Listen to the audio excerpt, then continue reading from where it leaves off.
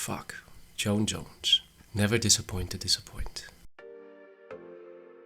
역사적으로 헤비급은 크게 보았을 때 러시아, 미국, 브라질 3파전이라고 할 수 있을 것 같습니다. 미국이 항상 높은 지분을 차지했다고 하더라도 UFC 무대에서 러시아 선수들이 압도적인 약세를 보이던 2010년대에 반해 최근 헤비급 랭킹을 보면 브라질 선수들을 찾아보기가 쉽지 않은데 아우구스토 사카이는 강자들을 상대로 4연패를 하며 랭킹 아웃이 됐고 현 랭킹 14위인 마르코스 리마는 38세로 더 이상 좋은 기량을 기대하긴 어렵다고 봐야 할 것 같습니다. 그런 점에서 베우둠 리을, 브라질 헤비급 신성의 등장이 팬들에게 반갑지 않을 수 없는데 데이나 화이트의 컨텐더 시리즈에서 나설디노프를 초크로 잡으며 눈도장을 찍은 야일턴 알메이다는 여타 브라질 파이터들과 비슷하게 불우한 가정 환경에서 자랐습니다. 어려서 한 고생 때문인지 세월의 풍파를 맞은 얼굴이지만 91년생 32살의 나이로 헤비급 평균 34세에 비해 한 살이 어린 곧 전성기를 보게 될 나이죠. 브라질 선수답게 알메이다의 베이스는 강력한 주짓수입니다. 스탯만 보더라도 헤비급에서 태클 성공률이 아주 높은 편인 70%에 육박하고 타겟 스트라이크 존을 보면 스탠딩에서 단 4개의 유효타, 그라운드에서 112개의 유효타로 아주 전형적인 상위 압박형 그래플러라는 것을 알 수 있죠. 딱히 주짓수 대회에서 입상 경력은 없지만 현재까지 보여준 모습으로 본다면 알메이다의 그래플링 능력은 현재 헤비급에서 비견될 선수가 없다고 보는데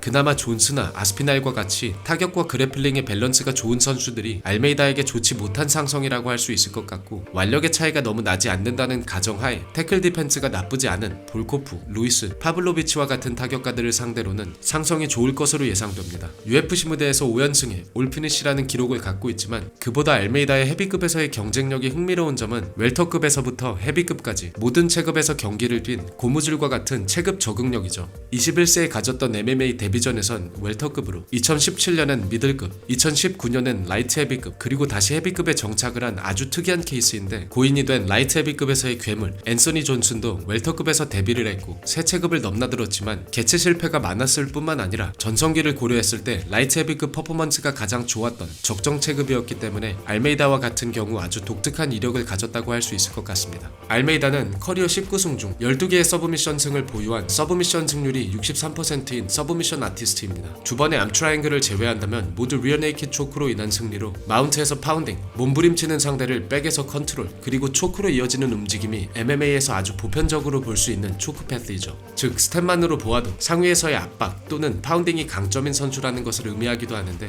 굳이 비교하자면 오르테가와 같은 경우 길로틴이 2회, 트라이앵글 초크가 4회로 태클을 들어오는 상대나 클린치 상황 혹은 하위에서 서브미션 캐치가 장기인 케이스이고 데미안 마이아와 같은 경우 트라이앵글 2회, 리어네이킷 초크 9회로 많은 편이지만 상위에서 파운딩을 통한 초크 캐치보다 백을 잡고 포지셔닝을 통한 서브미션이 압도적으로 많기 때문에 두 선수 모두 캐치 능력에 치중된 알메이다와는 다른 유형의 그래플러라고 할 수 있습니다. 올리베이라와 같이 타격이 압도적으로 좋은 케이스가 아니라면 주짓수가 베이스가 되는 강력한 서브미션 캐치 능력을 장착한 매지션들이 고질적으로 갖고 있는 단점은 바로 태클 능력이죠. 만약 오르테가나 마이아가 빠르고 낮은 태클과 더불어 안정적인 상위 압박 능력이 있었다면 하빕과 같이 압도적인 모습을 보였을지도 모릅니다. 그런 점에서 특히 헤비급에서 보기 쉽지 않은 정확하고 빠른 슈팅 능력이 강점인 서브미션 아티스트의 등장에 기대하지 않을 수 없는데 야일턴 알메이다는 상대가 케이지를 등져 스프롤이 어려운 상황에서 거리를 아주 빠르게 죽이며 더블렉을 잡을 수 있는 폭발력이 있고 셋업은 스냅킥 혹은 오버핸드로 단순하지만 엔트리가 굉장히 빠르고 낮기 때문에 알고도 막기가 쉽지 않다는 장점이 있습니다.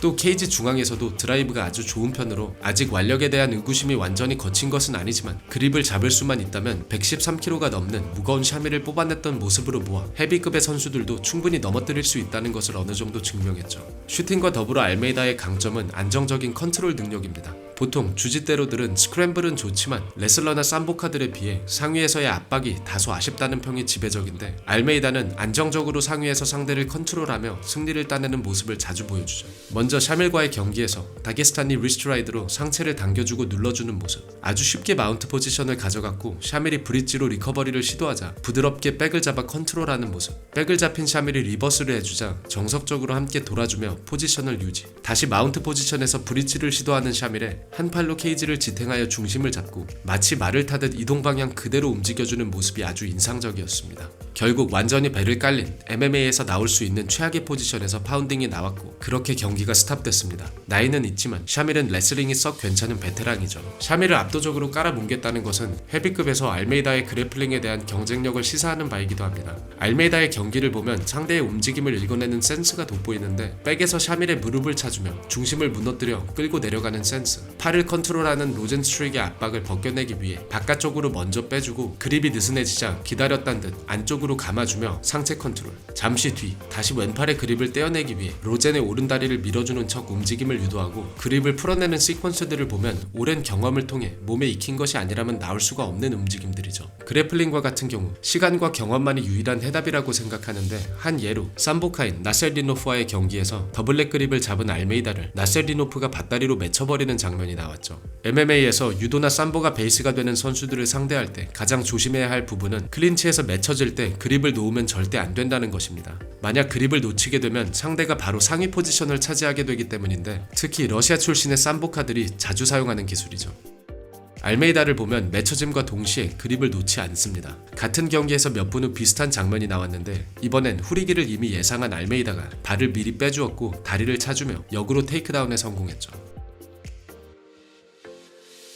정리하자면 야일턴 알메이다는 오펜스가 아주 출중하고 스크램블, 포지션 전환, 또 백에서의 창의적인 움직임을 보여주는 탑클래스 그래플러라고 할 수 있을 것 같습니다. 하지만 UFC에서 치렀던 5번의 경기 모두 원사이드하게 진행되었기 때문에 상대를 쉽게 넘기지 못했을 때의 대처, 또 뛰어난 그래플링 게임을 매칭할 수 있는 어느 정도의 타격 능력이 있는지는 검증이 아직 필요한데 그런 의미에서 가장 어려운 시험대가 됐을 블레이즈전이 고꾸라져 굉장히 아쉬운 것 같습니다. 현재까지 보여준 모습으로 보았을 때 킥을 내매 있어 오프닝이 생기는 모습이 보이고 클린치에서 상대를 넘겨줄 수 있는 완력의 유무, 또 슈팅이 낮은 만큼 니킥 카운터에 대한 해법 등 증명해야 할 숙제들이 몇 있는 것 같습니다. 아무래도 타 헤비급 선수들에 비해 체중이 덜 나간다는 점을 고려했을 때 체력은 좋은 편이라고 생각하기 때문에 옥타곤을 더 넓게 사용해주며 성실한 태클 셋업으로 상대를 잠식해가는 스타일이 어울린다 생각하는데 이번 주 경기를 하게 될 데릭 루이스는 체력이 좋은 편도 아니고 거리 싸움을 해줄 수 있는 키커 혹은 끈적한 그래플러들과 상성이 좋지 않은 선수죠. 상대를 넘어뜨린 알메이다는 굳이 무리해서 파운딩을 집어넣는 선수가 아니라 시간이 걸리더라도 상대의 그립을 하나하나 떼어내고 포지션 구축을 하는 선수인 만큼 로젠스트릭전과 비슷한 흐름이지 않을까 싶습니다.